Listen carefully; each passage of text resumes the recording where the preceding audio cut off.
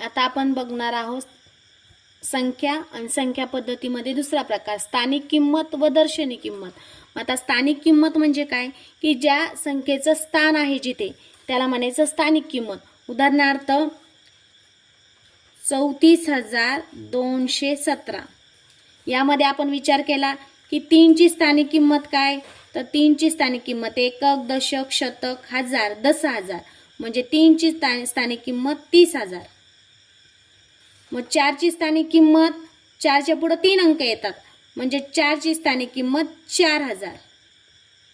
2 ची स्थानिक किंमत एकक दशक शतक 2 शतक 200. 1 ची स्थानिक किंमत 10 आणि 7 ची स्थानिक किंमत 7. पण यामध्ये स्थानिक किंमत झाली ही सगळी. पण दर्शनी किंमत म्हणजे काय दर्शनी किंमत म्हणजे जशी दिसती तशी. उदाहरणार्थ 34,217 मध्ये 3 ची दर्शनी किंमत 3च, 4 ची दर्शनी किंमत 4च, 2 ची दर्शनी किंमत 2च, 1 ची 1च आणि 7 ची 7च. पण जर एखादी संख्या शून्याची आली उदाहरणार्थ 3042 तर यामध्ये शून्याची स्थानिक किंमत जरी हा शून्य शतक स्थानावर आला तरी देखील याची शून्याची किंमत स्थानिक किंमत ही शून्यच असते. म्हणजे याचा अर्थ शून्याची दर्शनी किंमत आणि स्थानिक किंमत ही काय असती सारखीच असते. दर्शनी किंमत व स्थानिक किंमत शून्याची काय असती सारखीच असते. आता आपण पहिलं उदाहरण बघूया.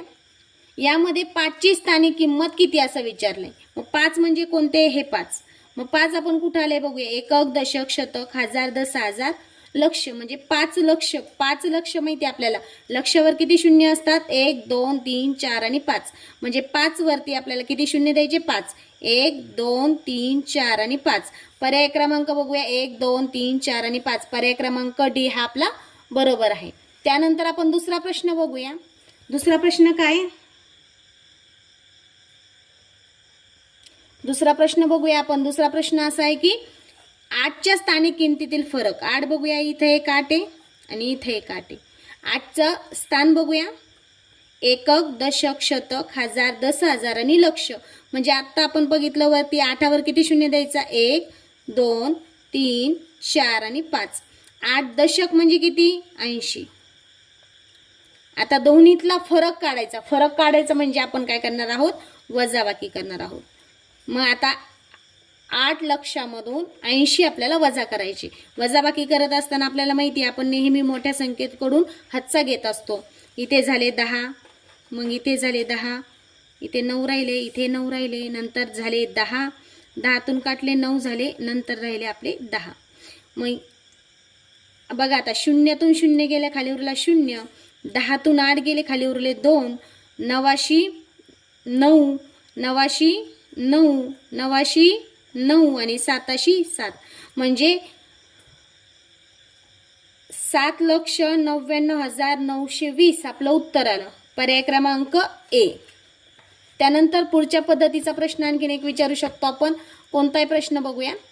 खालीलपैकी कोणत्या संख्येतील 8 या अंकाची स्थानिक किंमत सर्वात जास्त आहे. स्थानिक किंमत बघूया. सगळ्यात पहिले आपण पहिली संख्या बघूया 93,815. 815 मध्ये 8 बघा 8 हा शतक स्थानावर येतो म्हणून एकक दशक शतक 8 शतक 800.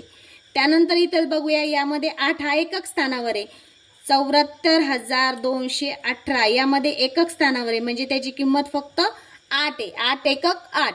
त्यानंतर 58,601 यामध्ये 8ची जर स्थान बघितलं आपण तर हजाराचं आहे.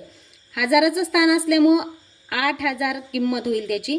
त्यानंतर शेवटचं बघूया 64,283 यामध्ये 8ची स्थानिक किंमत 80 आहे. मग सगळ्यात जास्त कोणती संख्या आहे किंमत कोणती जास्त आहे तर 3 नंबरची संख्या म्हणजे 8ची स्थानिक किंमत 58,601 मध्ये सगळ्यात जास्त आहे.